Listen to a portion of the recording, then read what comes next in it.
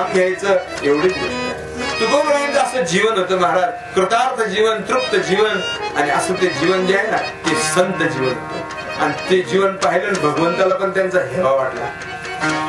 पाहुणे घराशी आजी आले ऋषिकेशी, भगवंत तुकोबरायांच्या घरी गेले महाराज. आणि दरदरी ते पाण्या माझी रांधील्या कन्या, त्या कन्या खाल्ल्या तुको, ज्या विदुराच्या घरी खाल्ल्या त्या तुकोबरायांच्या घरी खाल्ल्या. आणि सगळे वारकरी पंढरीला, आणि पंढरीला पांडुरंग मात्र तुकोबाची वारकरी गेलो.